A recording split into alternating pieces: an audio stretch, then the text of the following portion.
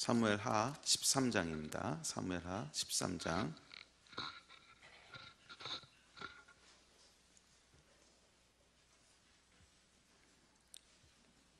사무엘하 13장 22절에서 29절입니다.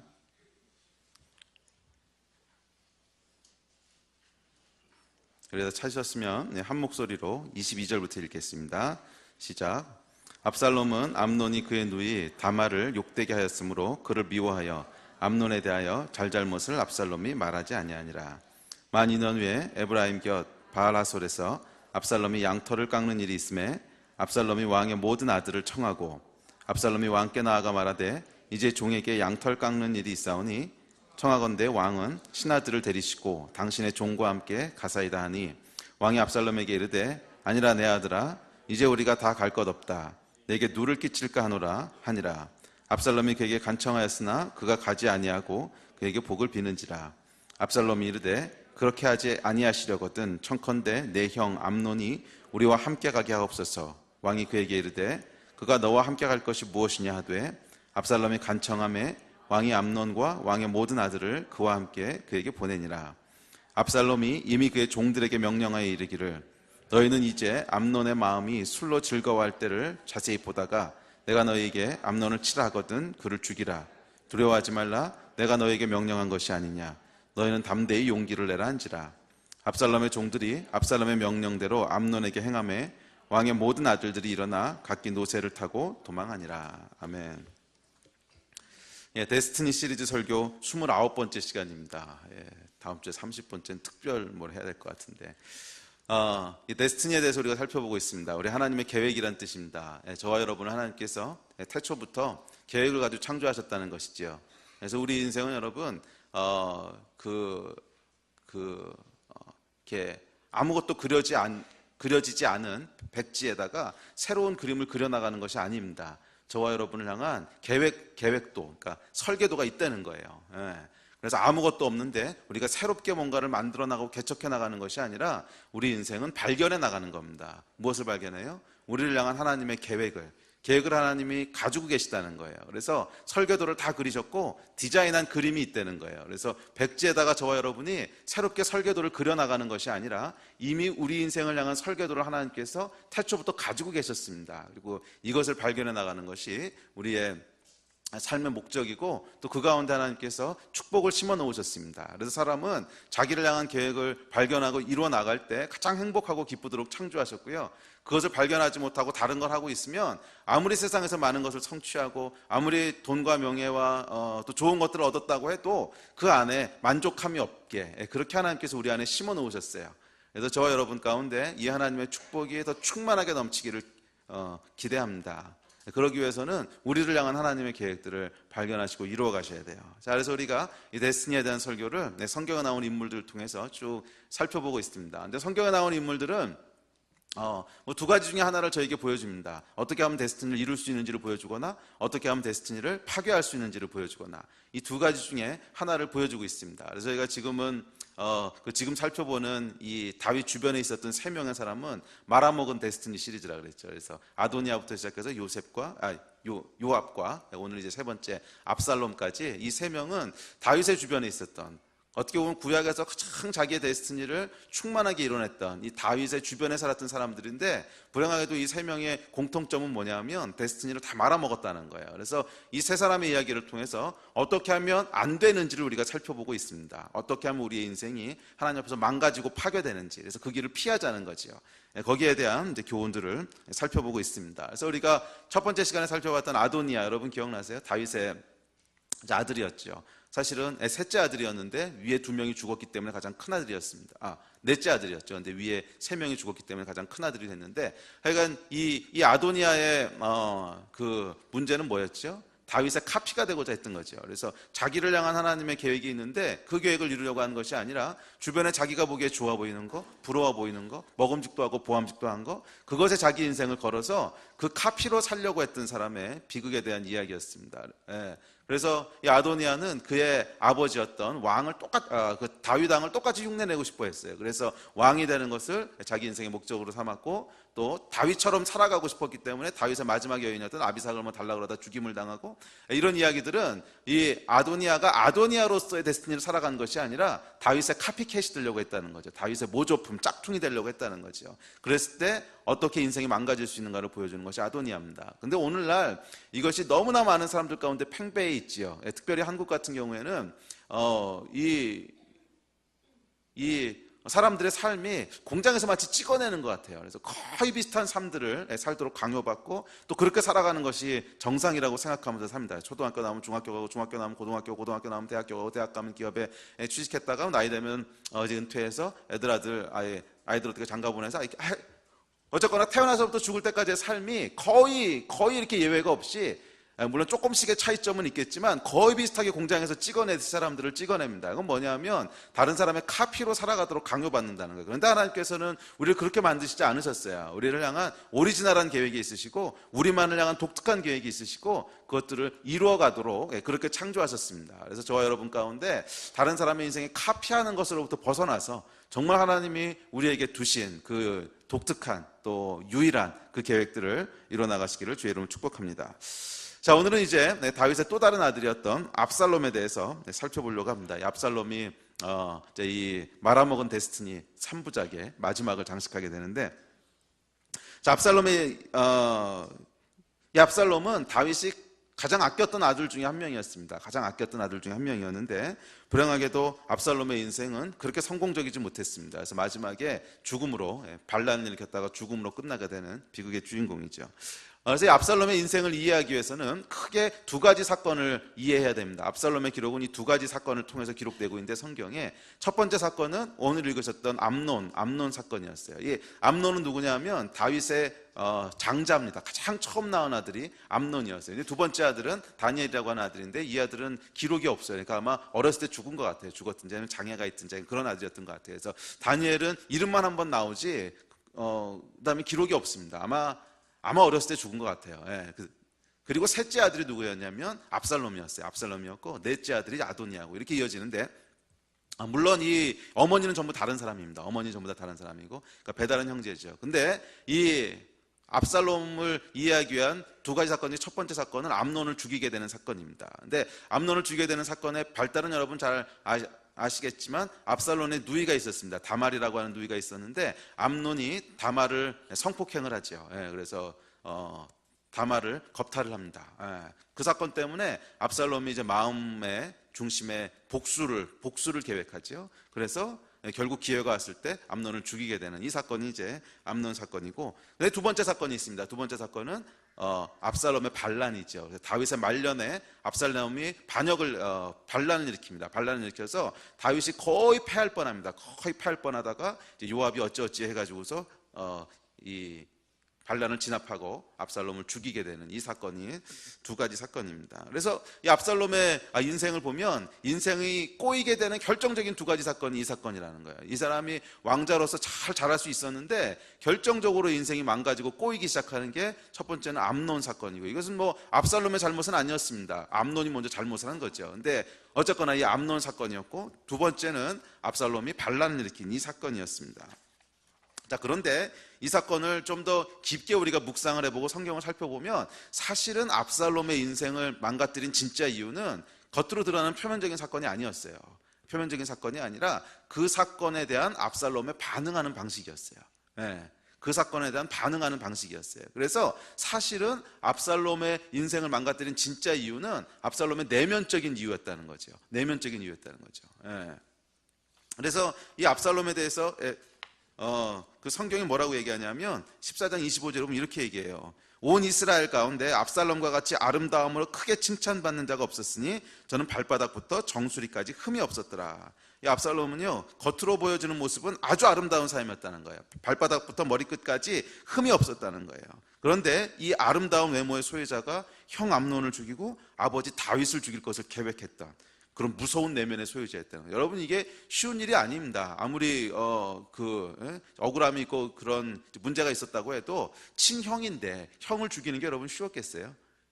그리고 더 나아가서 나중에는 아버지에 대해서 반란을 일으키는데 이거는 더 쉽지 않은 일이죠. 더 쉽지 않은 일이죠. 아버지를 죽이려고 하는 반란을 일으켰다. 그래서 이 사람을 보면 이 내면과 외면의 차이가 아주 컸던 사람이에요. 그러니까 압살롬은 겉으로 보기에는 아주 아름다움을 소유하고 또 이 사람이 카리스마도 있었던 것 같고 뭐 지도력도 있었던 것 같고 지혜도 있었던 것 같고 하여간 외면적으로는 좋은 조건들을 많이 가지고 있는 사람이었지만 이 사람의 내면은 굉장히 정리되지 않고 혼돈스럽고 또 무서운 사람이었다는 거예요. 예. 그래서 이것이 압살롬의 인생을 망가뜨린 진짜 이유였다는 거예요. 이것이 압살롬의 인생을 망가뜨린 진짜 이유였다는 거예요. 왜냐하면 여러분, 물론 압살롬의 인생 가운데 결정적으로 그의 인생을 이렇게 꼬이게 하는 사건들이 일어났지만 사실 여러분, 사람이 인생을 살다 보면 인생을 꼬이게 할 만한 사건들은 누구나 한두 번씩 맞습니다. 그렇지 않아요? 뭐 다윗이라고 그런 사건이 없었겠습니까? 다니엘이라고 그런 사건이 없었겠습니까? 뭐 다니엘은 나라가 망해가지고서 포로로 잡혀가서 내시로 살아가게 되는데 이것도 이 다니엘의 인생을 꼬이게 하려면 얼마든지 꼬이게 할 수 있는 요소였고요. 다윗 같은 경우는 사울에게 쫓겨가지고 하루아침에 이 나라의 대장군의 위치에서 도망자의 위치까지 해서 10년 이상을 도망 다니게 되는데 이것도 여러분 다윗의 인생을 꼬이려면 얼마든지 꼬이게 할 수 있는 거였고요. 하여간 여러분, 우리가 인생을 살아가다 보면 압살롬뿐만 아니라 누구든지 우리 인생을 망가뜨리고 꼬이게 할 만한 위험한 사건들은 한두 번씩 다 맞이한다는 거예요. 근데 그렇다고 해서 모든 사람의 인생이 망가지는 건 아니거든요. 이런 사건에도 불구하고 그 가운데 하나님의 계획들을 충분하게 이뤄가는 사람들이 있다는 거예요. 그래서 압살롬의 인생이 망가졌던 진짜 이유는 암논 사건과 이 반란 사건 때문이 아니고 사실은 압살롬의 내면적인 이유였다는 거예요. 이것이 성경이 우리에게 주고 있는 메시지입니다. 우리 인생도 마찬가지라는 거예요. 우리 인생이 망가지고 파괴되는 이유는 드러나는 사건들에 의해서가 아니라 그 사건에 반응하는 방식, 그것은 우리 내면에서부터 나오는 거죠. 우리가 어떤 성격을 갖고 있는지, 또 우리 안에 어떤 가치관들이 자리 잡고 있는지, 뭐 이런 것들에 의해서 나오는 반응들에 의해서 우리 인생이 망가지기도 하고 세워지기도 한다는 거예요. 자, 이 사건들을 좀 살펴보려고 합니다. 이 두 가지 사건은 사실은 이제 본질적으로 하나인데, 제가 이거를 두 가지 메시지를 따로따로 준비하려다가 이게 메시지를 준비해 보니까 두 개 다 다룰 만한 시간이 안 되더라고요. 그래서 한 가지만 다루고 두 번째 사건에 대한 거는 다음에 언제 기회가 있으면 합시다. 압살롬에 대해서. 자, 이 압살롬의 첫 번째 사건은 암논 사건입니다. 앞서 말씀드렸지만 암논은 셋째 아들로 태어났고요. 어느 날 그의 누이였던 다말이 암논에게부터 못된 짓을 당합니다. 그리고 이 사건으로 인해서 압살롬이 암논을 미워하기 시작하지요. 미워하기 시작해서 복수를 계획합니다. 근데 이 압살롬이 무서운 사람인 이유가 23절에 보면, 오늘 읽으신 본문 23절에 보면 압살롬이요 2년 동안 이걸 준비합니다. 2년 동안 칼을 갑니다. 그리고 2년 후에 드디어 계획대로 암논에게 복수합니다. 이 암논을 초대해가지고선 죽여버린 거죠. 자, 압살롬은 앞서도 살펴보았듯이 외모가 출중한 사람이었습니다. 그리고 암논 사건을 보면 아주 치밀한 사람이었던 것 같아요. 2년 동안 준비하는 거 보면 아주 치밀한 사람이었고, 또 후에 이 다윗에게 반란을 일으킬 때 보면 다윗을 따랐던 사람보다 압살롬을 따랐던 사람들이 더 많았어요. 그 이야기는 카리스마도 있고 지도력도 있고 뭐 그랬던 사람이라는 거예요. 자, 이런저런 조건들을 볼 때 어쩌면 압살롬은 왕이 되었어야 될 사람인지도 모르겠어요.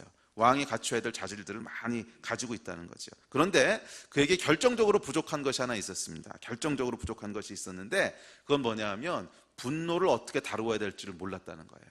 이것이 오늘 살펴볼 주제입니다.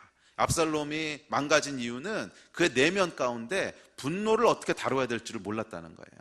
분노를 잘못 다뤘다는 거예요. 그리고 이것이 압살롬의 인생을 망가지게 합니다.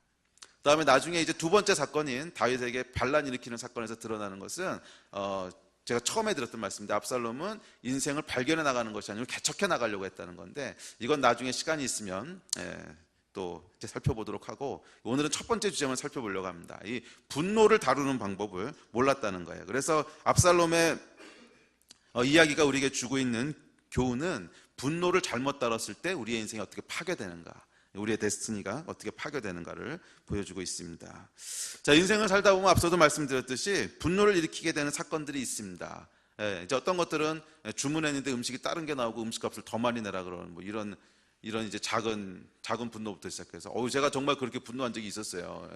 얼마 전에 요르단에 갔는데 요르단에서 저희가 자동차를 렌트했습니다. 그 지역을 둘러보러. 그래서 아주 큰 데서 렌트했어요. 에이비스에서 했거든요. 이게 세계적으로 가장 많이 깔려 있는 데잖아요. 그래서 에이비스라고 큰 데서 차를 이제 렌트해가지고서 이제 그 사막 광야죠, 광야. 광야에서 이 출애굽 경로를 저희가 쭉 따라가면서 이제 기도하고 뭐 이런 시간을 이제 계획하고 출발을 했는데 이게 이 광야 한가운데서 차가 퍼져버린 거예요. 광야 한가운데서. 그러니까 이 렌트카 회사가 이게 잘못된 차를 준 거죠. 그래서 광야 한가운데서 퍼져버렸으면 어떻게 해요? 그래가지고서 이제 전화를 걸었더니 사람들이 새 차를 보내주겠대요. 근데 광야까지 우리가 몇 시간을 달려왔는데 거기서부터 새 차가 오면 날 저무는 거잖아요. 그래서 우리는 지금 계획한 게 있는데, 그래서 그래서 어쩌지 해가지고 이 사람들이 약간 차를 이제 보내줘서 우리는 하루 종일 그냥 광야에서 시간을 다 버리고 거기서 이제 한 서너 시간, 한 4시간 정도 걸렸던 것 같아요. 한 서너 시간 후에 차를 받아서 밤늦게 돌아왔죠. 밤늦게 돌아왔는데,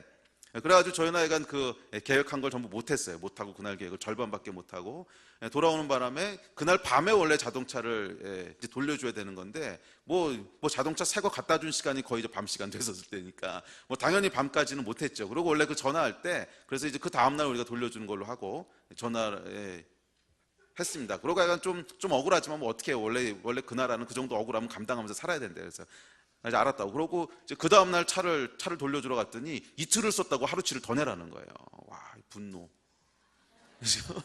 이거는 우리가 돈을 지금 안 내도 모자를 파는데 그러잖아요. 우리는 이 사람들 때문에 원래 했어야 될 계획을 전부 다 못한 건데, 저는 이제 엄청난 비행기 값을 들면서 거기까지 갔는데 비행기 값 내놓으라 그래도 이게 시원치 않을 판인데 이틀을 썼다고 이게 하루치를 더 내라는 거야. 약간 분노죠. 근데 뭐 이것은 우리 인생을 망가뜨릴 정도의 분노는 아니지만 하여간 이제 분노라는 거죠. 이런 것부터 시작을 해서 우리 인생에 돌이킬 수 없는 큰 상처를 주는 그런 분노까지 다양한 분노를 일으키는 사건들을 맞닥뜨리게 됩니다. 그런데 여러분, 이런 사건 앞에서 우리가 분노를 느끼는 것 자체는 잘못된 것이 아닙니다.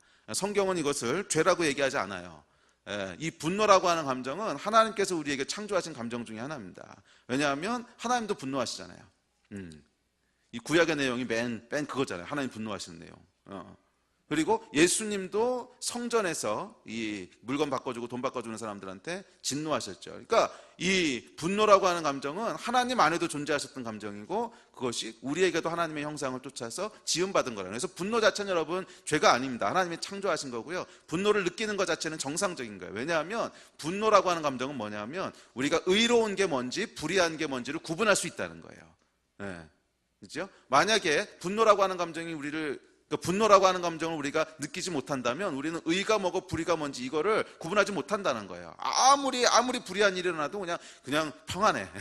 그럼 이건 뭐예요? 이거는 잘못된 거죠. 그래서 하나님께서 우리에게 의가 뭐고 불의가 뭔지를 구분할 수 있도록 만들어 놓으신 기능이 분노라는 거예요. 그래서 분노를 느끼는 것 자체는 정당한 겁니다. 그래서 물론 우리가 잘못된 거에 분노를 느끼는 경우도 있어요. 타락했기 때문에. 그렇지만 정당하게 분노를 느끼는 거, 내가 부당한 대우를 당하거나 억울한 일이 벌어지거나 또는 우리 가족 가운데 정말 원치 않는 어떤 끔찍한 사건이 벌어지거나 뭐 그랬을 때 분노를 느끼는 것 자체는 정당한 것이고 옳은 것입니다. 만약 이걸 느끼지 못한다면 우리의 기능 중에 뭔가 하나 고장난 거라는 거예요. 자, 그래서 분노는 여러분 죄가 아닙니다. 그래서 여러분 주문한 음식과 다른 것이 나오고 더 비싼 돈을 내라 그럴 때는 화를 내십시오. 괜찮습니다. 이게 정당한 거예요. 정당한 거예요. 분노를 느껴야 된다는 거예요. 죄 아닙니다. 자, 그러나 분노를 느끼는 것은 죄가 아니지만 그 분노를 어떻게 다루느냐 하는 것은 참 중요해요. 분노를 잘못 다루면 죄가 될 수 있다는 거예요. 분노 자체는 죄가 아니지만 분노를 잘못 다루면 죄가 될 수 있다는 거예요. 분노를 잘못 다루게 되면 그것은 죄가 될 수 있고요. 죄는 우리의 데스티니를 파괴합니다. 그래서 여러분, 우리의 데스티니를 파괴하는 것은 항상 죄예요. 죄가 우리의 데스티니를 파괴하는데 그래서 하나님께서 죄를 그렇게 미워하시는 거예요. 우리가 죄 짓는 것을 사실 하나님께서 화내시고 미워하셔야 될 이유는 별로 없습니다. 왜냐하면 피조된 이 세계에서 우리가 죄를 짓든 말든 그것이 하나님한테 직접적인 영향을 미치는 게 아니거든요. 잘 생각해 보세요, 여러분. 하나님께서 우리가 죄 짓는다고 해서 무슨 그렇게 큰 손해를 보시겠어요? 우리가 죄 짓는 걸 하나님께서 미워하시고 싫어하시는 이유는 딱 하나밖에 없어요. 하나님이 우리를 사랑하시기 때문에 그래요. 우리를 사랑하시는데 죄가 우리의 데스티니를 망가뜨리는 거야. 그러니까 그걸 보는 게 너무너무 하나님 속상하신 거예요. 이것은 마치 사랑하는 자녀의 인생이 망가졌을 때 부모가 느끼는 것 같은 고통이라는 거예요. 그래서 하나님께서 죄를 미워하시는 것은 죄가 하나님에게 해코지 하기 때문이 아니라 죄가 우리의 인생을 해코지 하기 때문에 그런 거예요. 그래서 하나님께서 죄를 미워하신다는 거죠. 자, 어찌됐든지 간에 죄는 우리의 데스티니를 파괴해요. 그래서 하나님께서 미워하십니다. 자, 그래서 이 압살롬의 데스티니가 파괴된 것은 암논 사건 자체 때문이 아닙니다. 암논 사건 자체가 압살롬의 데스티니를 파괴한 게 아니고요. 암논 사건 때문에 분노했기 때문도 아닙니다. 이 분노한 것도 정당한 거예요. 아니, 그러면 자기의 여동생이 그런 일을 당했는데 분노하지 않는다면 이것도 또 이제 이상한 사람이죠. 그러니까 이 분노한 것 자체도 잘못이 아니라는 거예요. 그렇다면 무엇이 압살롬의 데스티니를 파괴했는가? 이 분노를 올바른 방법으로 다루지 않았다는 거예요. 올바른 방법으로 해소하지 않았다는 거예요. 이것이 압살롬의 인생을 파괴한 진짜 이유입니다. 자, 그렇다면 여러분, 우리는 분노를 어떻게 다뤄야 될까요? 성경에서는 어떻게 분노를 다루라고 얘기할까요? 자, 이걸 살펴보기 전에 압살롬이 저질렀던 실수를 먼저 살펴보려고 합니다. 이 압살롬이 분노에 대해서 저질렀던 실수가 사실은 분노를 다루는데 가장 많이 저지르는 실수입니다. 아마 거의 모든 사람들이 분노를 다룰 때 이렇게 다루기 때문에 문제가 일어날 거예요. 그래서 이 실수를 살펴보면서 무엇이 문제인지를 먼저 보고, 그리고 성경에서 무엇이라고 얘기하는지로 넘어가도록 하겠습니다. 자, 첫 번째, 이 압살롬이 분노를 다루는 데 있어서 잘못했던 건 시발점이 되는 사건인데, 그건 뭐냐면, 그리고 이것이 결국 모든 불행의 시작이었는데, 그것은 분노를 표출하지 않고 그냥 속으로 묻어뒀다는 거예요. 분노를 표출하지 않고 속으로 묻어뒀다는 거예요. 그래서 오늘 읽으신 22절, 23절에 보면 이렇게 얘기합니다. 압살롬이 그 누이 다말을 암논이 욕되게 하였으므로 저를 미워하여 시비간에 말하지 아니하니라. 아니, 이거는 시비간에 말을 해야 되는 거죠. 그잖아요. 암논이 그렇게 잘못했으면 찾아가서 항의를 하든지 아니면 다윗한테 가가지고 이르든지, 하여간 시비간에 무엇이 옳고 그른지에 대해서 말을 해야 되는데 말을 안 했다는 거예요. 아무 얘기도 안 했다는 거예요. 그리고 23절에 보면 2주년 후에, 그리고 2년이라는 시간이 훌쩍 넘어가는데 2년 동안 아무 분노도 표출하지 않았다는 거예요. 그걸 어떻게 알 수 있냐면 암논이 아무 생각 없이 따라와서 술 마시고 놀잖아요. 그 얘기는 압살롬이 한 번도 암논한테 이렇게 분노를 표현한 적이 없다는 거예요. 그리고 주변 사람도 거의 아무도 몰랐어요. 이 압살롬이 암논을 어떻게 생각하는지. 만약 알았다면 다윗이 말렸겠지. 압살롬이 암논을 막 원수처럼 여기고 있는 걸 알았다면 당연히 이제 다윗이 말렸을 텐데, 다윗도 별 생각 없이 보내는 거 보면 2년 동안 한 번도 누구에게도 표현한 적이 없다는 거예요. 당사자인 암논에게도 시비간에 말하지 않았고, 2년 뒤의 사건을 보면 다른 사람에게도 한 번도 표현한 적이 없다는 거예요. 그냥 분노를 속으로 꾹꾹 묻혀뒀습니다. 이 압살롬이 어떤 스타일이냐면, 이렇게 분노와 이렇게 화가 나는 일이 있으면 확 폭발하는 스타일이 아닌 거예요. 그냥 그 자리에서 폭발하는 스타일이 아니고 안으로 꾹꾹 묻어두는 그런 스타일이었습니다. 이 암논 사건 때뿐만이 아니고 뒤에 살펴볼 반란 사건 때도 동일해요. 이제 이 반란 사건은 어떻게 벌어지냐면, 압살롬이 암논을 죽이고 나서 도망가죠. 이제 사람을 죽였어요. 특별히 세자를 죽인 거 아니에요. 지금 왕위 계승 1순위, 왕위 계승 1순위가 암논인데, 세자를 죽인 거니까 그 나라에 있을 수 없죠. 그래서 그술 왕에게로 도망갑니다. 그래서 거기서 3년 동안 이제 도피 생활을 해요. 유배 생활을 하는 거죠. 망명 생활을 하다가 요압의 도움으로 이제 돌아오게 됩니다. 근데 돌아왔는데 문제는 뭐냐면 다윗이 압살롬을 만나주질 않는 거예요. 그러니까 다윗도 마음이 복잡한 거죠. 그래서 압살롬이 떠나 있을 때는 내 아들 압살롬 막 그러고 맨날 그리워하다가 막상 돌아와서 보니까 마음이 복잡한 겁니다. 암논 생각도 나고 막 이래가지고서 2년 동안을 얼굴을 안 봅니다. 2년 동안 압살롬의 얼굴을 안 봐요. 그래서 그게 사무엘하 14장 28절에 나옵니다. 압살롬이 이태 동안을 예루살렘에 있을 때 왕의 얼굴을 보지 못하였으므로. 자, 이 사건을 통해서 압살롬이 두 번째로 분노하는 사건이 이제 시작됩니다. 근데 이 분노의 대상은 다윗이죠, 다윗. 아니, 이제 그술 땅에서 도망가 있는 나를 부를 때는 언제고, 부른 건 다윗이 데려오라 그런 거거든요. 보고 싶다고 부를 때는 언제고, 지금은 또 뭐냐? 2달도 아니고 2년 동안이나 얼굴을 안 본다면 이게 아버지냐? 이제 부자의 연 일단 끝났다. 그리고 엄밀하게 말해서 잘못한 건 암논이 잘못한 거지 내가 잘못한 거냐. 뭐 이러면서 이제 이 분노가 올라오기 시작합니다. 그래서 압살롬 안에 분노가 올라오죠. 그리고 이때도 압살롬은 암논 때처럼 즉각 분노를 표출하지 않아요. 그래서 아무도 몰라요. 아무도 몰라 압살롬이 무슨 생각을 했는지. 전혀 내색을 하지 않습니다. 그리고는 뭔가 일을 시작을 해요. 그게 15장 6절인데 15장 6절에 보면 뭐라 그러냐면 무릇 이스라엘 무리 중에 왕께 재판을 청하러 오는 사람들에게 압살롬의 행함이 이 같아서 이스라엘 사람의 마음을 도적질하니라. 뭘 하냐 하면 쿠데타를 일으킬 준비를 시작하는 거예요. 2년 동안 탁 마음에 묻어뒀다가 쿠데타 일으킬 준비를 시작합니다. 그래서 백성들의 마음을 하나씩 훔치기 시작하는 거예요. 하나씩. 자, 이걸 보면 다윗을 향한 압살롬의 분노가 어느 정도에 있는지를 추측할 수 있습니다. 여러분, 아버지를 향해서 아들이 쿠데타 일으키는 건 흔한 일이 아닙니다. 더구나 그 위에 형들이 다 죽었기 때문에 압살롬이 맏아들이에요. 장자라는 거예요, 장자. 근데 장자가 여러분 왕을 향해서 쿠데타 일으키는 거 보셨어요? 이건 정말 흔한 일이 아니에요. 그래서 이것은 사실은 쿠데타가 아니고 복수예요, 복수. 그래서 나중에 쿠데타 일으키고 난 다음에 압살롬이 다윗의 후궁들에게 하는 거 보세요. 이거는 그냥 단순한 쿠데타 차원의 일이 아니고 다윗을 향한 증오였다는 거예요, 복수였다는 거죠. 자, 그런데 여러분 이 다윗 사건 때도 압살롬이 쿠데타를 몇 년을 기획했는지 아세요? 사무엘상 13, 14, 15장을 읽어보면 4년을 기획을 해요. 4년을. 그래서 4년 동안 차근차근 쿠데타를 기획해서 4년 됐을 때 결정적으로 쿠데타를 일으키는 거죠. 이게 사무엘상 15장 7절이에요. 4년 만에 압살롬이 왕께 고하되 이러고 이제 본격적으로 D-Day를 잡습니다. 암논 때 2년 준비하고요. 다윗 때 4년 준비하고. 이게 무서운 사람입니다. 이게 이 안에 있는 분노를 그냥 확 표출시키는 게 아니고 암논 때 2년 준비하고요. 다윗 때 4년 준비하고. 그래서 이 압살롬의 스타일은 이 분노나 원한이 있으면 확 표출시키는 스타일이 아니라 철저히 준비해서 원수를 철저히 멸하는 스타일이었어요. 아주 그냥 싹을 잘라버리는 이런.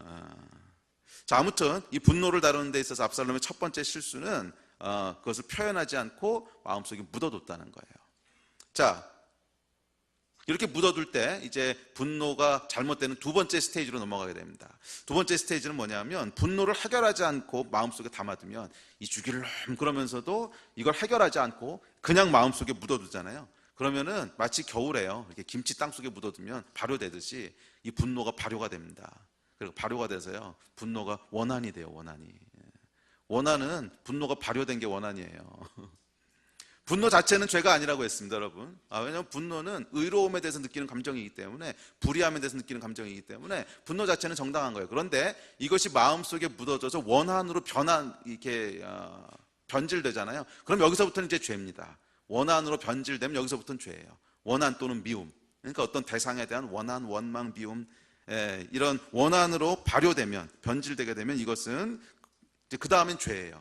그리고 이 죄는 마귀에게 속한 것이기 때문에 원한을 계속 우리 마음속에서 이렇게 계속 발효시키고 숙성시키잖아요. 그럼 결국 이 죄의 열매를 맺게 돼 있어요. 죄의 열매를.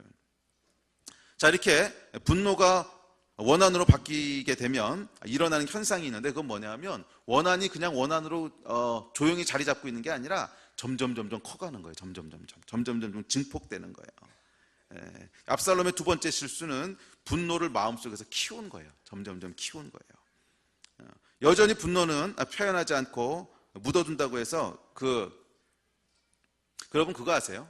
이 분노를 묻어둬서 원한이 되잖아요. 그러면 원한은 시간이 지난다고 해서 저절로 해결되지 않아요. 사람들이 착각하는 게 있어요. 슬픔은 시간이 지나면 해결이 돼요. 슬픔은 시간이 약이에요. 맞아요. 슬픈 사건은 아무리 위로하려고 해도 위로가 안 되지만 오랜 시간이 지나면 이것이 점점 희석이 되면서 슬픔의 문제들이 해결이 돼요. 그건 사람의 그 뇌구조가 그렇게 돼 있대요. 뇌구조에 보면 슬픈 사건들은 잊어버리려고 하는 기저가 있대요. 그래서 계속 우리 메모리로부터 지운다는 거예요, 스스로. 그래서 슬픔은요, 점점 시간이 지나면서 사라져요. 그래서 시간이 약입니다. 근데 원한은요, 시간이 약이 아니에요. 시간이 독이에요. 원한은 시간이 지난다고 해서 절대로 약화되지 않습니다. 시간이 지나면서 점점 커지는 게 원한이에요. 그래서 시간은 원한에게 독이에요. 독. 약이 아니고 독이란 말이에요. 잘 생각해 보세요, 여러분. 원한이 있을 때 우리 마음 가운데 어떤 프로세스가 일어나는지 잘 생각해 보세요. 대부분의 경우에, 뭐 대부분이 아니라 100% 원한이 있으면 시간이 지나면서 뭘 하냐면 그 원한을 묵상합니다.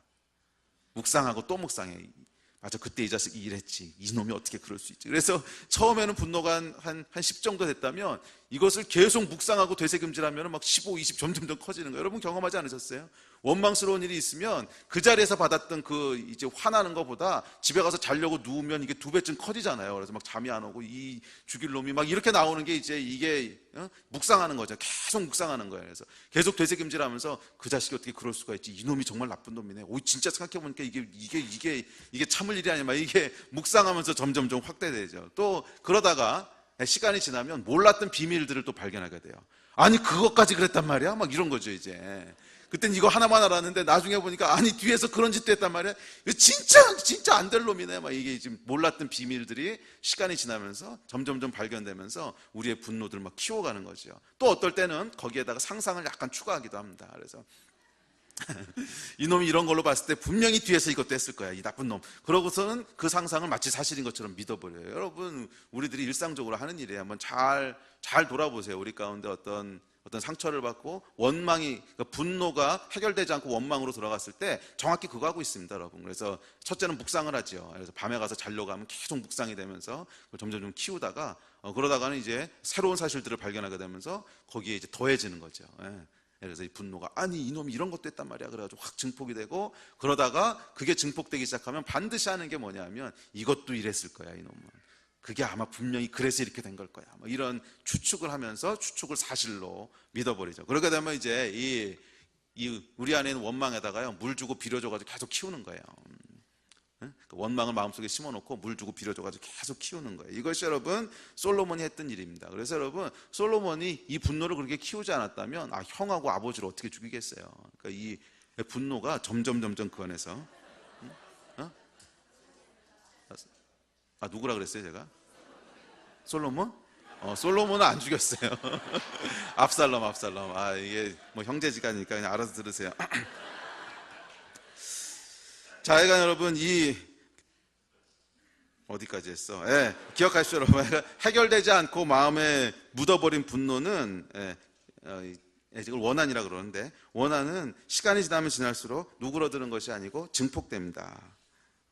분노와 수치를 묵상하고 또 묵상하고 거기에 상상을 더하고 감정을 더하고 그래서 마음속에 담아둔 분노를 물 주고 빌어줘서 키우는 것, 이것이 인간이 원한과 미움에 대해서 하는 일이에요. 원한과 미움에 대해서 하는 일이에요. 자, 어쨌거나 이렇게 2년의 세월이 흘렀습니다. 2년 동안 열심히 이렇게 마음속에서 키운 거지요. 그리고 2년 동안 여러분 압살롬이 뭐 했을지 상상이 되시죠? 분명히 이렇게 하고 있었을 거예요. 이 분노를 발효시켜서 원한으로 만들고 그것을 이제 다 물 주고 빌어주고 그래서 막 키운 거죠. 감정을 더하고. 그래서 암논 이 자식이 하는 거 보니까 그것만 그랬던 게 아니고 나를 어떻게 하려고 그랬을 거고. 그래서 왕이 그 왕자들은 그게 있잖아요. 이제 갈등이 있잖아요. 그래서 내가 먼저 안 죽이면 이놈이 죽일 거야. 막 이런 생각들이 이건 복잡하게 돌아갔을 겁니다. 자, 그리고 2년이 찼을 때 때가 찬 거예요. 이제 드디어 때가 찼을 때 더 이상 이 안에서 키울 수 없는 상태가 된 겁니다. 이게 너무 많이 자라가지고서 더 이상 이 안에서는 여러분 왜 그 나무도 키우다 보면 처음에 조그만 화분에서 물 주고 빌어주고 키우다 보면 너무 커지면 더 이상 화분에 담아둘 수 없게 되잖아요. 마치 그와 같이 압살롬이 2년이 지났을 때 이제 더 이상 그 안에 담아둘 수 없는 상태까지 커버렸어요. 그때 뭐가 일어나죠? 폭발이 일어나는 거예요. 이 분노가 이제 원한으로 바뀐 거지. 원한이 빵 하고 폭발하면서 결국 사고를 친 거죠. 암논을 죽이게 됩니다. 자, 이것이 여러분 해결되지 않는 분노가 우리 가운데 작용하는 프로세스예요. 이것이 크고 작지만 거의 다 이렇게 작용합니다. 뭐 그 사이즈의 차이는 있지만 거의 다 그렇게 작용하는 거예요. 처음에는 분노를 해결하지 않고 묻어둡니다. 그랬다 이 원망을 계속 키워서 어느 정도 때가 차면 그것이 더 이상 내가 이거를 컨트롤할 수 없게 되는 순간 그것이 밖으로 표출되죠. 그것이 사람에게 화를 폭발시키는 거로 나올 때도 있고 어떨 때는 압살롬 같은 사람은 이 복수죠. 복수로 나타나기도 하고. 자, 어쨌거나 여러분 이것이 분노가 우리 가운데 역사하는 이 잘못된 프로세스입니다. 여러분 어떠세요? 혹시 여러분 삶 가운데도 해결되지 않은 분노가 있으신 분 없으세요? 그렇다면 여러분 잘 기억하십시오. 그것은 우리 안에 폭탄 안고 사는 거하고 똑같아요. 폭탄. 폭탄인데 점점점 자라는 폭탄이야. 시간이 지날수록 이것이 점점점 자라서 결국 우리 인생이 그것을 홀드할 수 없게 됐을 때 터져버린다는 거예요. 그러면 여러분, 혹시 여러분 삶 가운데 아직 해결되지 않은 분노가 있다면 그것을 물 주고 빌어줘서 키우시면 안 됩니다. 물 주고 빌어줘서 키우시면 안 되고 그것을 빛 가운데를 일단 가지고 나오셔야 돼요. 가지고 나와서 정당한 방법을 통해서 처리하셔야 됩니다. 잘 기억하십시오. 여러분, 분노 자체에 대해서 죄책감 느끼실 필요는 없어요. 그러나 분노를 여러분들이 계속 안에서 키우고 있다면 그것은 아주 위험한 일을 하고 계신 겁니다. 그것은 그 분노의 대상의 인생을 망가뜨리는 것이 아니라 1차적으로 여러분의 인생을 파괴하기 때문에 그래요. 이 폭탄이 터졌을 때 여러분, 암논만 죽고 끝난 게 아니었습니다. 결국 압살롬도 죽고 끝났어요. 이 폭탄이 터지면 그 폭탄 옆에 있는 사람 다 같이 죽는 거지, 내가 원망했던 그 사람만 죽는 게 아니라는 거예요. 그러면 여러분, 아직 해결 안 된 폭탄이 있으신 분들은 오늘 그 폭탄의 뇌관을 제거하시기를 도전하고 축복합니다. 아멘. 자, 압살롬의 이야기는 여기서 끝나지 않습니다. 암논으로부터 잉태된 이 분노는 암논을 죽임으로 일단락된 것처럼 보였습니다. 그러나 이 폭발은 끝이 아니고요, 또 다른 분노의 시작이 되는 거예요. 또 다른 새로운 분노의 시작. 그 다음은 뭐지요? 다윗에 대한 분노가 나오는 거예요. 왜? 압살롬 사건 때문에 결국 다윗하고의 관계가 좀 어려워지는 거죠. 압살롬 사건? 아니죠, 암논 사건. 이 암논 사건 때문에 압살롬이 다윗하고의 관계가 이제 어려워지기 시작합니다. 다윗이 얼굴을 피하잖아요. 아까 얘기했듯이. 그러면서 이 다윗 안에, 압살롬 안에, 이름이 오늘 이렇게 꼬이죠, 계속. 솔로몬까지 나오고. 바울 안 나온 게 다행이네. 그러니까 새로운 분노가 자리 잡기 시작하는 거죠. 그래서 아니, 암논이 잘못한 건데 왜 나한테 이렇게 화를 내? 그러면서 이제 새로운 분노가 자리 잡기 시작하는데 그것이 다윗에 대한 분노죠. 다윗에 대한. 자, 그리고 이번에도 압살롬은 분노를 정상적인 방법으로 표현하지 않아요. 암논의 때하고 똑같이 마음속에 묻습니다. 그리고 똑같이 2년이라고 하는 세월이 흐릅니다. 그래서 14장 28절에 보면 압살롬이 이태 동안 예루살렘에 있을 때 왕의 얼굴을 보지 못했느냐. 압살롬의 새로운 복수가 시작됩니다. 이 2년 동안 압살롬의 내면에서 무슨 일이 일어났을까요? 앞서 살펴본 프로세스가 똑같이 또 일어났을 거예요. 묻어둬서 원한으로 바꾸고 원한을 계속 확대시키고 뭐 이런 일들을 했을 거라는 거죠.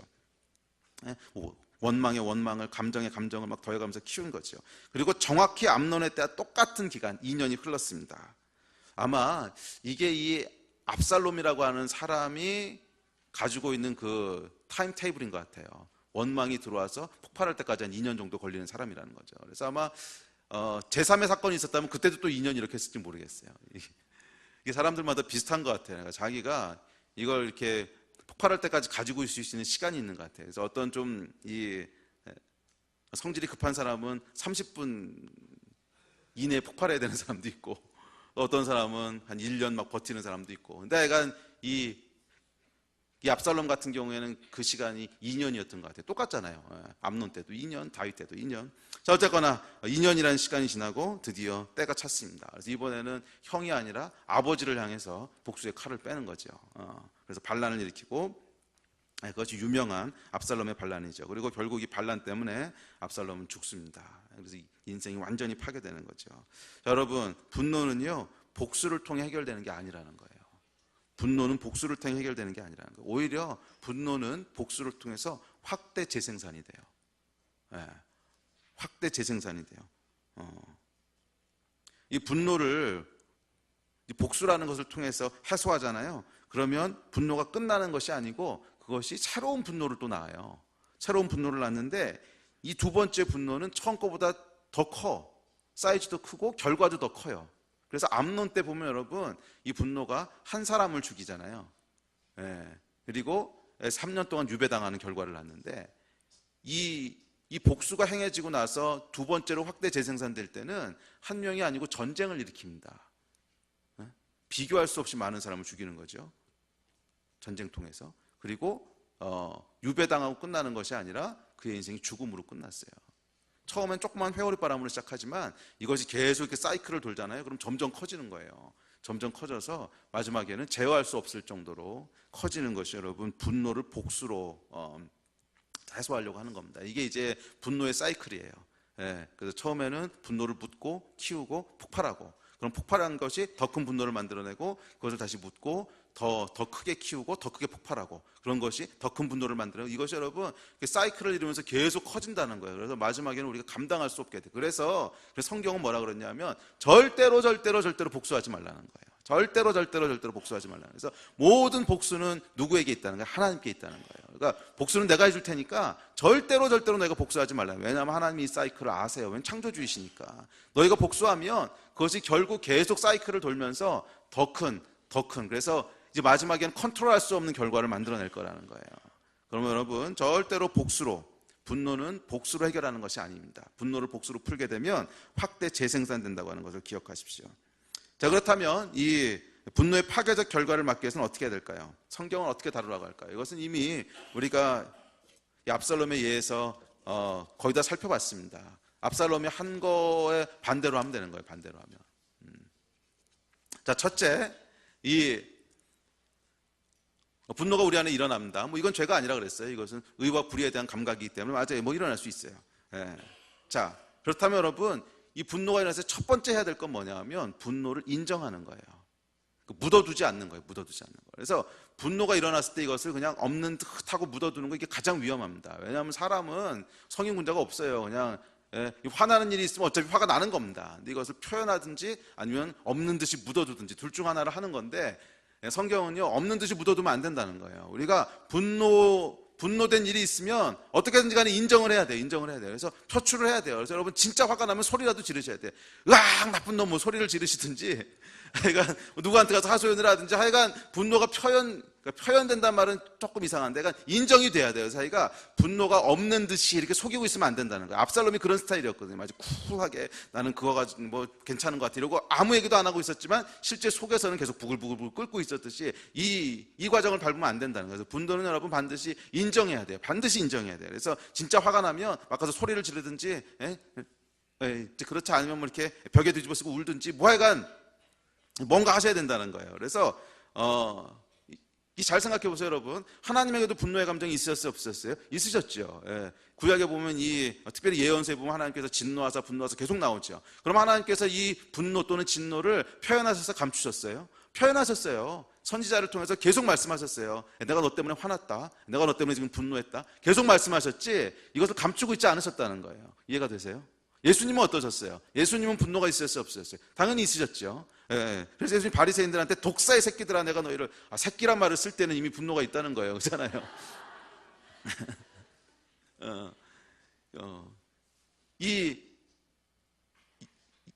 그 분노가 있으셨고요. 분노를 감추지 않으셨어요. 그래서 성전 사건 때도 그렇고 바리새인들한테 하셨을 때도 그렇고 분노를 표현하셨다는 거예요. 인정하고 표현하셨지 감추지 않으셨어요. 그에 반해서 여러분, 압살롬은 어떻게 했어요? 압살롬이 그 후에 다말을 암논이 욕되게 하였으므로 저를 미워하여 시비간에 말하지 아니하니라. 여러분, 굉장히 대조적이지 않아요? 분명히 하나님도 말씀하시고 예수님도 말씀하시는데 압살롬은 얘기를 안 했다는 거예요. 이게 여러분 참 위험한 겁니다. 그러니까 표현하지 않고 인정하지 않는 거. 그러면 여러분, 이 분노에 대한 해결책은 첫째, 것을 감추지 말아야 되고 무시하지 말아야 되고 인정해야 합니다. 자, 그렇다고 해서 인정한다고 하는 게 아무한테나 막 쏟아내라는 얘기는 아니에요. 그 얘기 이제 두 번째 스텝에 나옵니다. 쏟아내거나 아니면 나에게 분노를 일으킨 사람한테 가서 막 직접 한 대 때리거나 이러는 얘기는 아닙니다. 근데 그러니까 내 안에 분노가 있다고 하는 거를 스스로가 인정을 하고 그것을 표현할 수 있어야 된다는 거예요. 분노가 있다라고 하는 것을 나타내는 게 정상적이라는 거예요. 아멘. 좀 자유해지시기 바랍니다. 분노를 억압하지 마시고요. 저에 대해서 분노가 있으시면 얼굴에 이렇게 표현을 하세요. 그러니까 분노는 이렇게 그렇다고 아무나 붙잡고 퍼부으라는 얘기는 아니에요. 이제 두 번째 스텝에 나옵니다. 자, 둘째, 이 분노를 인정했으면 두 번째 스텝은 뭐냐면 분노를 일으킨 사건을 해결할 수 있는 대상에게 가져가서 하소연해야 돼요. 자, 압살롬의 예를 생각해 봅시다. 압살롬이 여러분, 이제 암논한테 분노가 생겼어요. 그러면 이 사건을 어떻게 처리했어야 돼요? 첫째, 다윗에게 들고 나가야 돼요. 있잖아요. 다윗은 왕이었고 아버지였고 또 공의롭고 지혜로운 사람이었어요. 그래서 당연히 이 압살롬은 다윗에게 나가서 이 사건을 하소연했어야 돼요. 아버지, 이거 지금 말이 안 되는 사건이 벌어졌습니다. 암논이 저러저러 이러했습니다. 이 사람 좀 나쁜 짓 했습니다. 벌하십시오. 하소연을 해야 된다는 거예요, 다윗한테. 근데 시비간에 아무 얘기를 안 했다는 거예요, 시비간에. 만약 이렇게 했다면 다윗은 충분히 지혜로운 사람이었고 충분히 공의로운 사람이었기 때문에 이 일을 더 키우지 않고 어떻게든지 해결을 했을 거예요.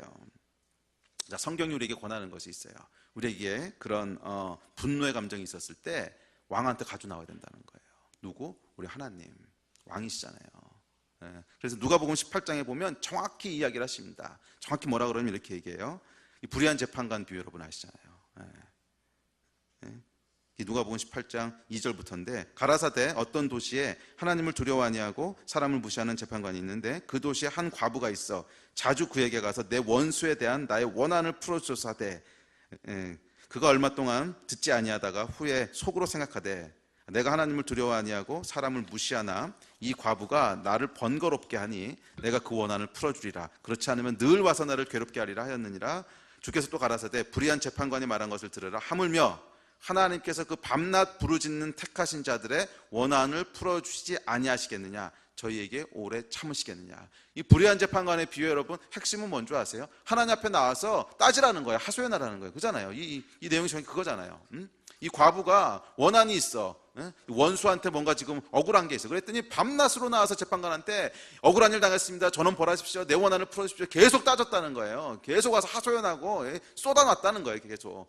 그리고 하나님 뭐라 그러시냐면, 사람들이 이렇게 하는데 하물며 하늘아버지가 그렇게 하지 않겠느냐? 하물며 밤낮 부르짖는 자들에게 원한을 풀어주지 않냐시겠느냐? 저에게 오래 참으시겠느냐? 이 분노에 대한 하나님의 두 번째 가르침은 뭐냐면, 인정했으면 그것을 아무데나 쏟아내는 것이 아니라 하나님께로 나와서 자기한테 쏟아내라는 거예요. 이 과부가 불의한 재판관한테, 과부가요 원수한테 찾아가서 하소연한 게 아니었잖아요. 과부는 재판관한테 찾아가서 하소연을 했어요. 우리도 여러분 분노를 일으킨 사건이 벌어졌을 때 절대로 그 대상에게 찾아가 쏟아놓는 게 아닙니다. 대상에게 쏟아놓으면 이 문제가 더 악화가 돼요. 그래서 분노를 다루는 두 번째 방법은 뭐냐면, 인정했으면 그걸 놓고 쏟아내야 되는데 어디에 쏟아내냐면 재판관 앞에 나서 쏟아내라는 거예요. 하나님 앞에 쏟아내라는 거예요. 그래서 하나님 앞에 쏟아내라. 이 하소연하라는 거예요. 하나님, 지금 내가 이런 억울한 일을 당했습니다. 이거 하나님께서 책임져 주십시오. 저놈 지금 나쁜 짓 했습니다. 저한테 벌 주십시오. 그게 쏟아내라는. 목사님, 원수를 사랑하라. 원수 사랑하는 건 나중에 하시고 일단은 쏟아내셔야 돼요. 이게 원수를 사랑하라는 말에 사람들이 좀 오해하는 게 있어요. 원수 사랑하는 건 감정적인 얘기가 아닙니다. 이건 이제 나중에 살펴볼 텐데 조금 있다가. 자, 이 하나님 앞에 나가서 저놈 나쁜 놈이라고 고소하라는 거예요. 고소하라는 거예요. 이게 쏟아내라는 거예요. 쏟아내라는 거예요. 그럼 하나님이 어떻게 하신다는 거예요? 로마서 12장 19절에 보면 이렇게 얘기해요. 내 사랑하는 자들아, 너희가 친히 원수를 갚지 말고 진노하심에 맡기라. 기록되었을 때 원수 갚는 것이 내게 있으니 내가 갚아주리라. 이게 하나님 말씀이었어요. 그러니까 이 원한이 생기는 원수가 있으면 원수 찾아가서 이렇게 쏟아놓고 원수 갖고 이렇게 하지 말라는 거예요. 이게 여러분 압살롬의 결정적인 실수였어요. 첫째는 분노를 인정하지 않았고, 둘째는 원수를 직접 갚았단 말이에요. 그러니까 이 로마서 12장 말씀을 정면으로 깬 거예요. 정면으로. 그러니까 압살롬이 했어야 되는 일은 뭐냐면, 암논에게 찾아가서 원수 갚는 것이 아니라 너희가 친히 원수 갚지 말고 이랬거든요. 분명히 성경은 너희가 친히 원수 갚지 말고 진노하심을 내가 맡겨라. 원수 갚는 것이 내게 있으니 내가 갚아주라. 이게 하나님 말씀이에요, 성경에. 근데 압살롬이 정면으로 이 말씀을 깬 거예요. 전혀 하나님께 맡기지도 않았고 쏟아놓지도 않았고 자기가 친히 가서 원수를 갚아버렸단 말이야. 자, 그에 반해서 여러분, 이제 그래서 사실은 이 압살롬의 인생이 깨진 건데, 그에 반해서 다윗은 어땠어요, 여러분? 다윗도 여러분 압살롬 못지않게 억울한 일 많이 당한 사람입니다. 압살롬 못지않게 억울한 일 당한 사람이에요. 이 압살롬은 그 누이 때문에 고생했다면, 이 다윗은요 아내도 뺏겼습니다. 사울이 도망 다닐 때 다윗의 아내를 뺏어가지고 다른 사람한테 아내로 줘버리잖아요. 그러니까 아내도 뺏겼죠. 10년 동안 도망 다녔죠. 억울하려면 얼마든지 억울할 수 있고요. 일을 가려면 얼마든지 일을 갈 수 있습니다. 근데 다윗은 압살롬하고 다른 길을 선택했어요. 어떤 길을 선택했냐면, 그 원수에게 직접 가서 분노를 쏟아놓는 것이 아니라 하나님한테 가서 분노를 쏟아놓은 거예요. 그래서 여러분 다윗의 시편들을 보면 섬찟한 시편들이 많습니다. 내 원수를 멸하여 주십시오, 뭐 이런 거 여러분 나오는 거 아세요? 원수가 스월에까지 내려갈지어다 막 저주가 나오는 거 아세요? 이 시편을 보면 여러분 축복만 나오는 게 아니고, 시편의 중요한 토픽 중에 하나가 저주의 시편들이 있어요. 그러니까 원수에 대해서 저주하는 것들. 그래서 이게 사실 신학적으로 해석하기가 참 어렵습니다. 이게 도대체 성경의 웬 저주의 메시지? 근데 이것은 저주의 메시지라기보단 다윗의 하소연이에요. 한탄이에요. 한탄. 그래서 대표적인 게 54장인데 시편 54장에 보면 다윗은 뭐라 그러냐면, 주께서 내 원수에게 악으로 갚으시리니 주의 성실하심으로 저희를 멸하소서. 이게 이제 대표적인 다윗의 시편이, 이게 뭐냐 하면 다윗이 하나님한테 나가서 하소연하는 거예요. 이것은 어떤 신학적인 내용이라기보다는 자기 안에 있는 분노를 표출하는 거예요. 하나님, 근데 이것이 정당한 이유는 누가복음 18장에서 이렇게 하라 그랬거든. 분명히 예수님이 뭐라 그러셨냐면 누가복음 18장에서 이렇게 하라고 말씀하셨거든요. 그 불의한 재판관에게 과부가 찾아가듯이 찾아오라는 거야. 그래서 쏟아놓고 하소연하라는 거예요. 그게 예수님의 가르침이었으니까 다윗의 이 시편은 정당해요. 이것이 신학적으로 접근할 문제가 아니라 다윗 안에 있었던 분노를 다루는 과정이에요. 그래서 대신 여러분, 다윗은 원수를 멸하소서 그랬지만 사울을 멸한 적은 없어요. 자기가 직접 멸한 적 없다고. 자기가 원수 갚은 적도 없고, 하나님께만 맡긴 거지. 그래서 여러분, 우리가 분노에 대해서 두 번째 해야 될 것은 하나님한테 쏟아놓으셔야 돼요. 이 과정이 없으면 절대 분노가 해소되지 않아요. 하나님한테 쏟아놓으셔야 돼요. 내 사람들이 이 하나님 앞에 나가면 정답만 구하려고 그래요. 원수를 사랑하라 그러셨는데 안 돼. 그러다가 어떤 분노가 생기냐면 하나님께 대한 분노가 새롭게 생겨요.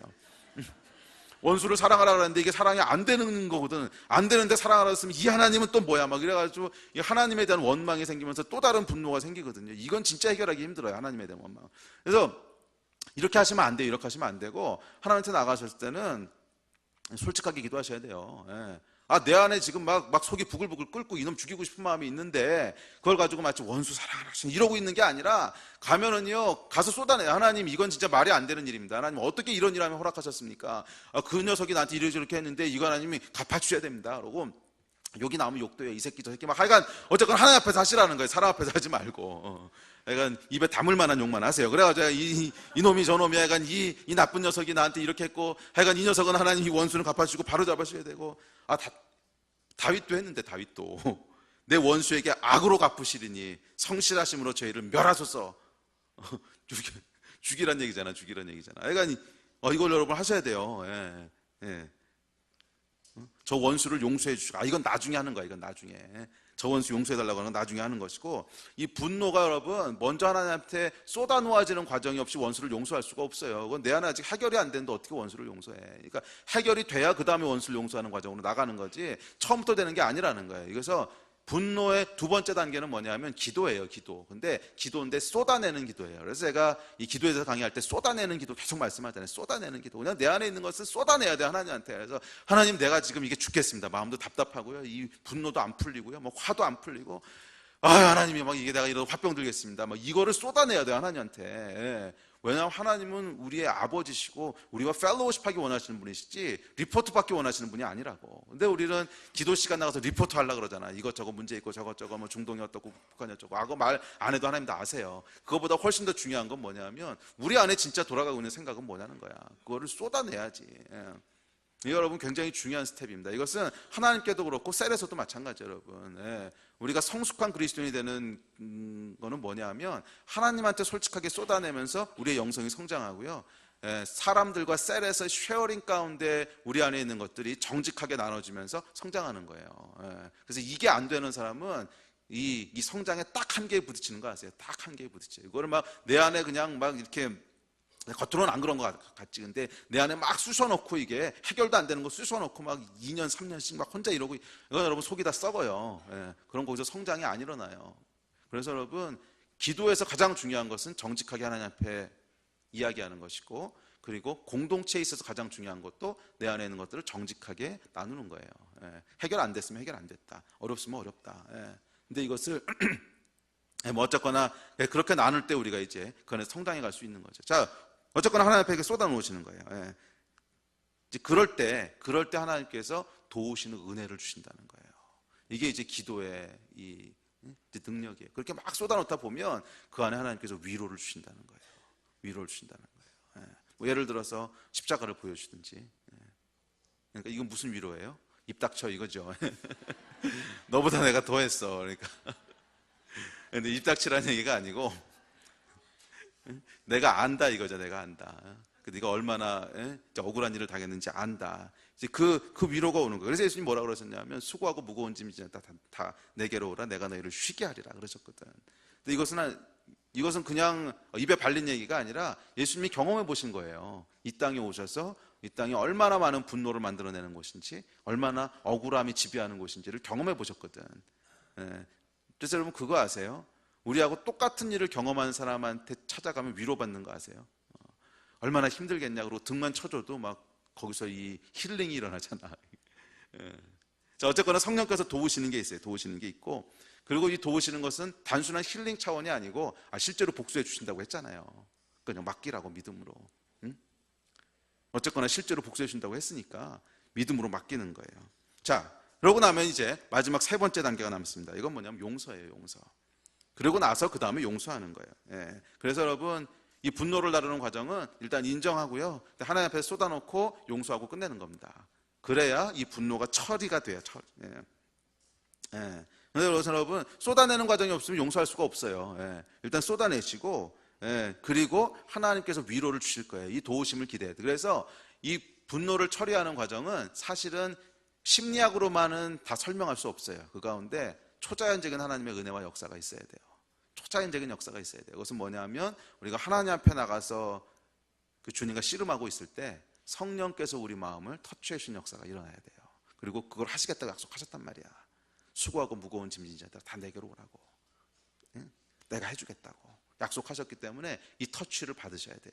그 터치를 받았을 때 그 안에 용서할 수 있는 능력들이 만들어지기 시작하는 거예요. 이 용서는 여러분, 감정적으로 막 원수를 사랑하게 되는 이런 얘기하는 게 아닙니다. 내 형제를 죽이고 자매를 죽인 사람이다. 그럼 이 원수를 감정적으로 좋아하는 것은, 여러분, 이거는 정상적인 반응이 아닙니다. 용서는 그런 뜻이 아니에요. 용서는 그런 뜻이 아니고, 용서는 하나님께 맡기고 나의 분노의 감정을 스탑하는 거예요. 그게 용서예요. 하나님께 맡기고 내 분노의 감정을 스탑시키는 거예요. 더 이상 키우지 않는 거예요. 물 줘서 키우지 않는 거예요. 하나님이 복수하신다고 했으니까 오케이, 끝. 이거예요. 이걸 하라는 거예요, 우리한테. 아멘. 뭐 손양원 목사님처럼 원수 사랑하는 거, 그것까지 못해도 돼. 그것까지 못하셔도 되고, 우리가 하나님 앞에 나가서 쏟아 놓으시고 하나님께서 어쨌거나 처리해 주실 걸 믿고 거기서 스탑하라는 거예요. 거기까지 하나님 요구하시는 거예요. 아멘. 자, 그런데 여러분, 이렇게 용서하지 않으면 결국 누가 손해보는 거예요? 자기가 손해보는 거죠. 여러분 생각해 보세요. 암논을 죽일 때까지 2년 동안 압살롬이 하루라도 편하게 잤을까? 잠자리에 들 때마다 무슨 생각했겠어요? 칼로 암논 찌르는 거 생각했을 거 아니야. 잠자리에 들 때마다 이게 얼마나 고통스럽겠어요. 이게 사는 게 아니지. 행복 같은 거 전혀 없어요. 또 죽이고 나서 3년 동안 망명생활, 이건 또 얼마나 고통스럽습니까? 그리고 돌아와서 2년 동안 다윗 얼굴 못 보고, 이 고통은 또 뭐예요? 2년 그랬거든요. 그리고 또 2년 만에 다윗 얼굴 한번 보고는 반역 준비하는 기간 4년 동안 여러분, 아버지 죽일 계획 세운 겁니다.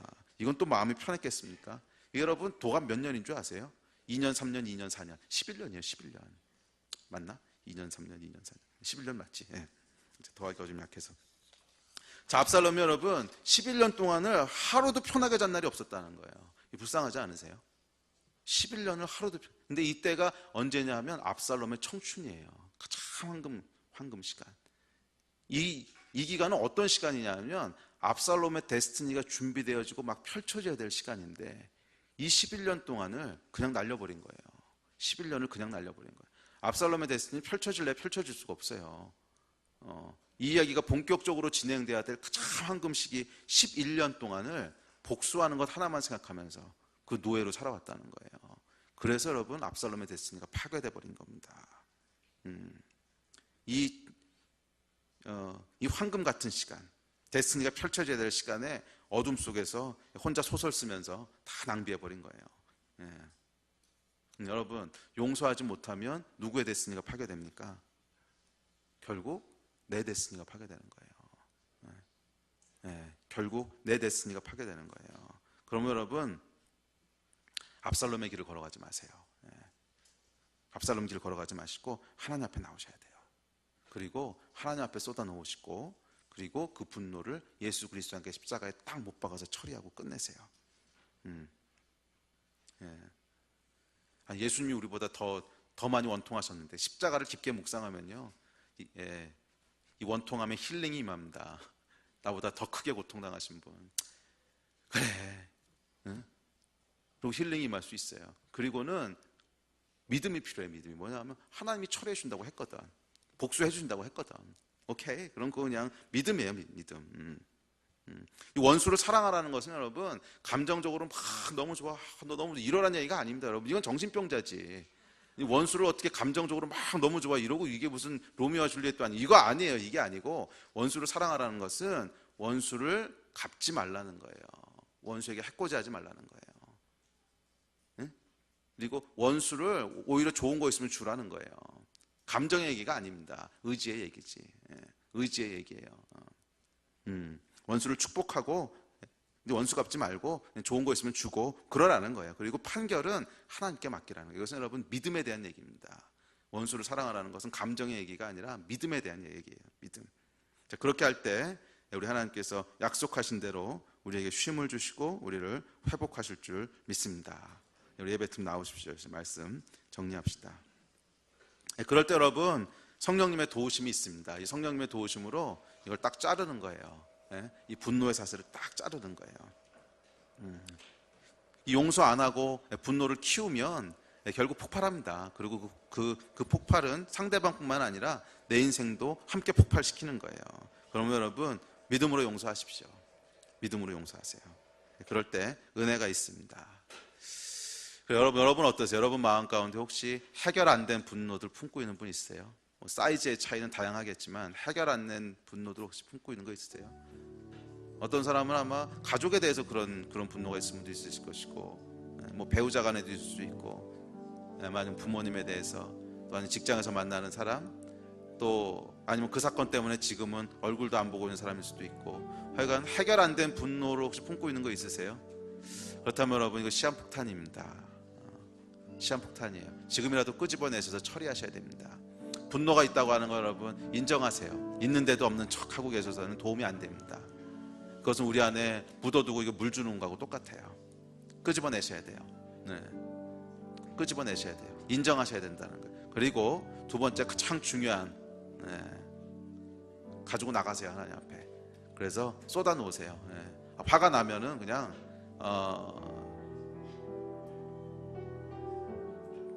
그래서 이런 기도할 때는요, 사람 많은 데서 기도하는 건 좀 어려워요. 그러니까 집에서 이렇게 비계 뒤집어 쓰고 하세요. 그래서 아글아글 쓰세요. 하나님한테. 이 죽일로 막 그러고 어쨌거나 쏟아 놓으세요. 아니 해결이 안 되는데 내 안에. 쏟아 놓으세요. 하나님 앞에. 다 쏟아 놓으시고요. 그럴 때 성령께서 여러분 마음 가운데 도와주시는 도우심이 임할 거예요.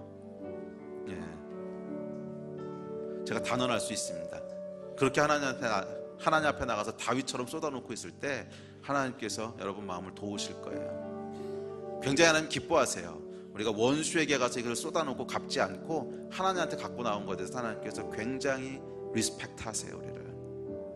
그리고 그거 하나님 기뻐하시는 일이세요. 그래서 거기에 하나님의 도우심이 임할 거예요. 그리고 하나님께서 여러분의 인생에 쉼과 평화를 주실 줄로 믿습니다. 아멘. 이렇게 기도합시다. 우리 이 시간 기도하실 때는 우리 오늘 말씀 좀 기억하시면서 처리 안 된 분노들이 혹시 있으시면, 어쩌면 내가 모르는 걸 수도 있어요. 오래돼서. 근데 이건 성령께서 조명해 주셔야 돼요.